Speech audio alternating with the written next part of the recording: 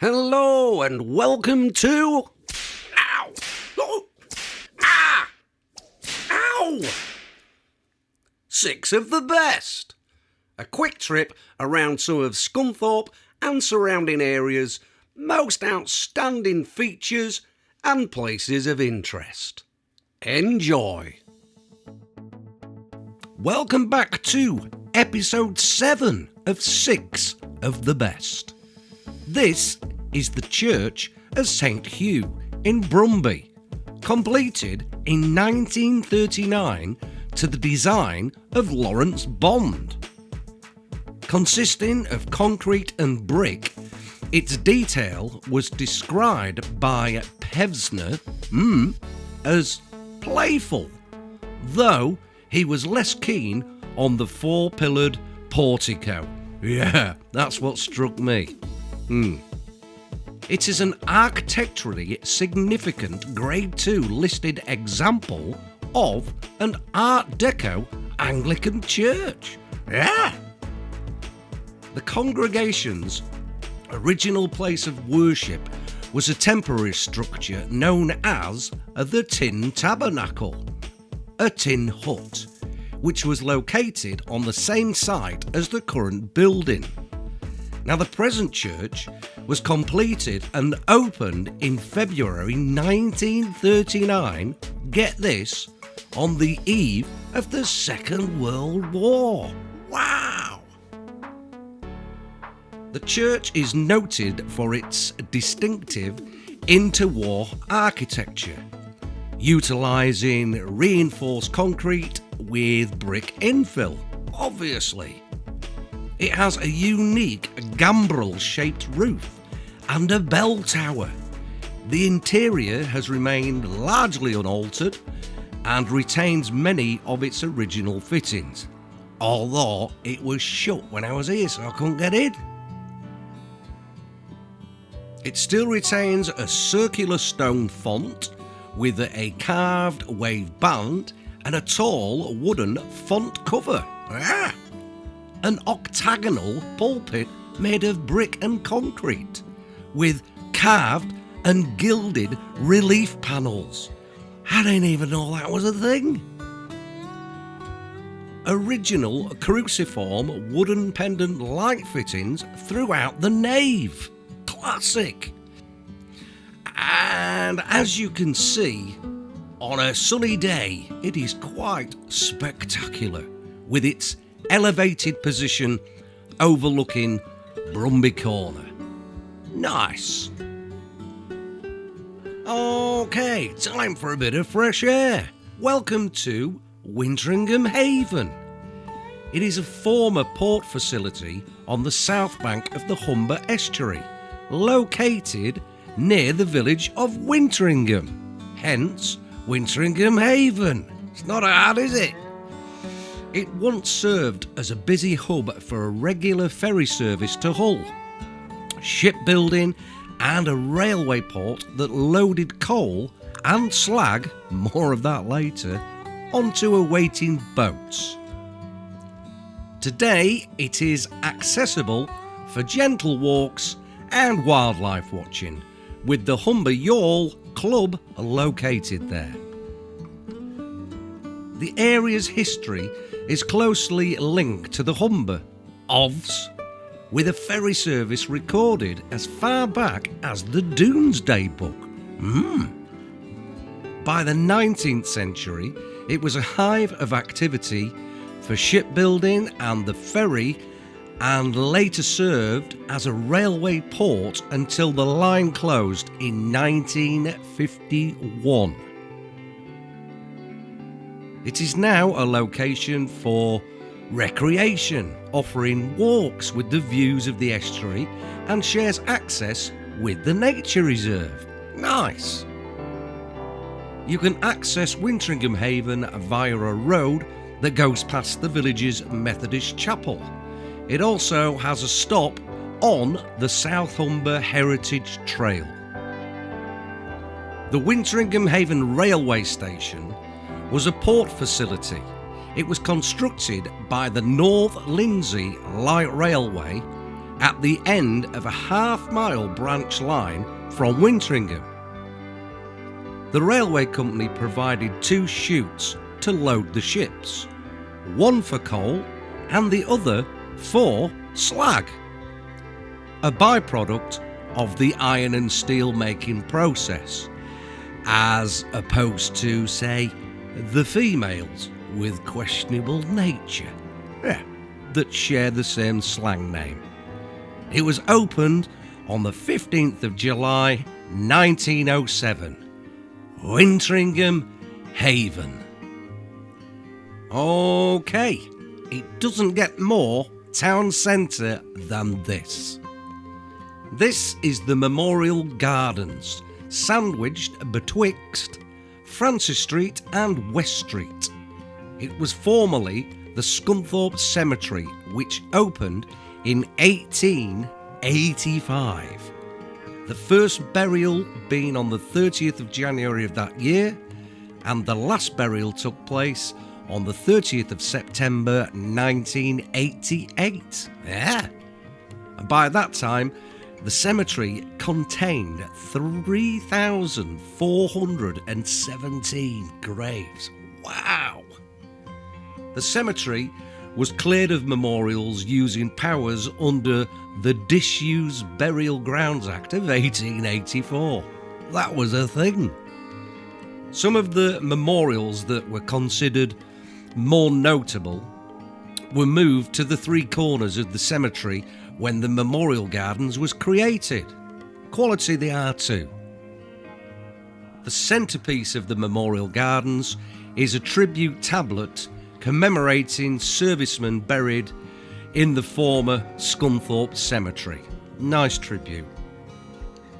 You see where the raised flower bed lays? Well, once stood there the mortuary chapel. Pretty impressive building, I'm sure. Sadly no longer there.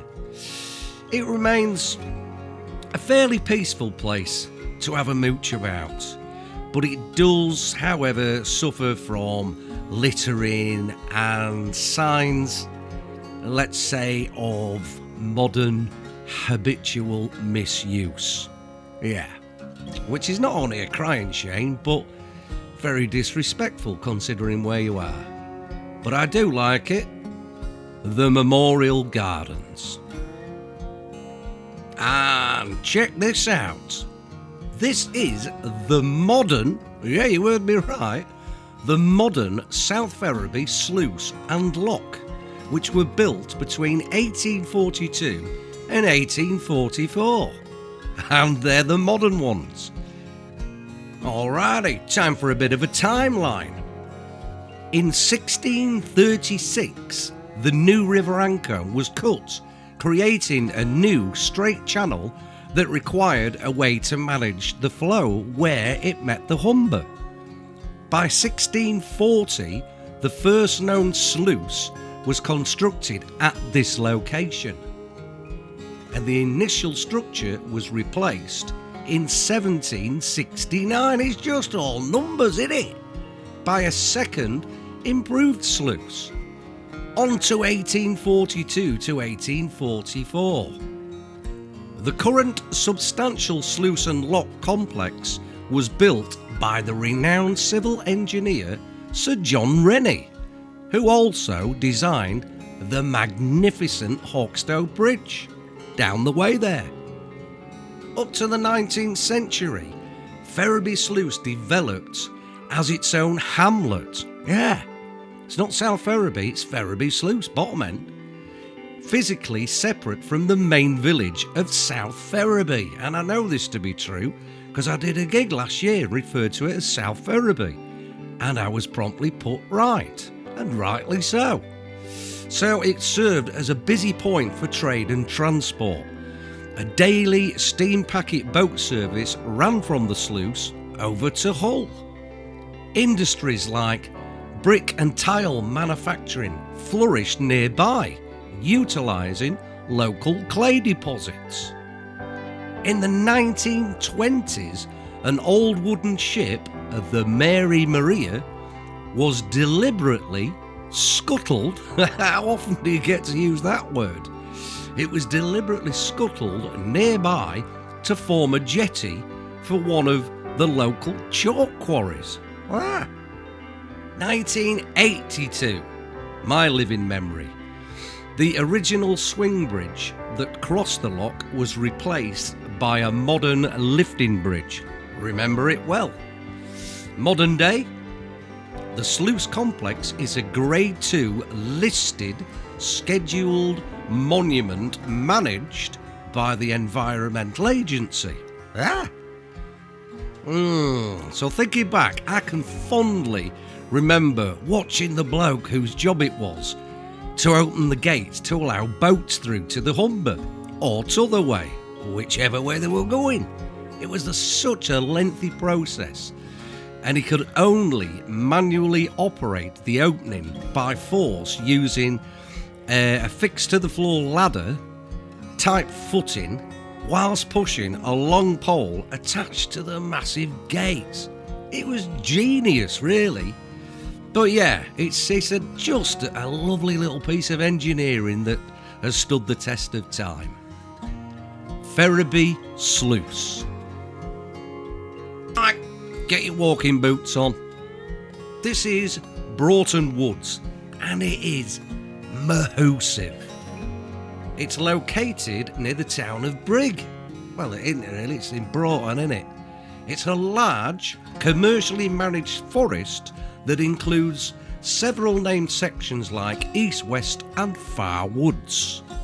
It covers a vast area, and activities include walking, hiking, running, dog walking, all on a network of interconnecting dirt paths. Nice. It's a popular, easy 4.5 kilometres, and for the older folks, that's 2.8 miles. It's a circular trail that takes about an hour to complete, unless you get lost, which it is easy to do. There are longer walks extending down to the River Ancombe also. The woods are a mix of beech, oak and sycamore, and are particularly attractive in the autumn due to the abundance of fungi. There's shrooms everywhere. It includes areas designated as sites of special scientific interest. That's SSSI, due to their varied plant life and ancient woodland status. It's been carefully managed, with trees being felled and replanted over the last 100 years. And the trees themselves are closely planted with very tall, slender trunks and little canopy development. It's blinding. It's such a lovely place. And there's a section that's close to Broughton Cemetery, and it is spectacular when it's wild garlic season. Beautiful. The closer you get to Broughton, you can hear in the distance plucking of banjos occasionally, but it's nice. It is a cracking, serene surrounding, and a great space again, just to be at one with nature. And as soon as the weather picks up, I will be going to build a den. Watch this space. Oh yeah, it's happening. And finally, on to one of our town's rare success stories of recent times. This is the Beacon Hotel, situated on Burringham Road and on the Riddings Estate. You heard me right, the Riddings Estate, not the Ridings, Riddings. It was built in 1956, and as a hotel it still caters for 6 residential rooms. And along with a thriving bar, it also offers a function room for up to 150 guests. Now, the long-serving hosts are John and Maureen McClure. Guaranteed warm welcome, and they support live music, as well as having teams representing both football and pool. And since The nearest two pubs, being the Desert Rats and the Pied Piper, have been bulldozed and given way to so-called progress. The Beacon really is as its name suggests, and relies mostly on drinkers rather than offering, your trash for the masses. Like most of your pubs, let's be honest, they're just glorified cafes serving cack.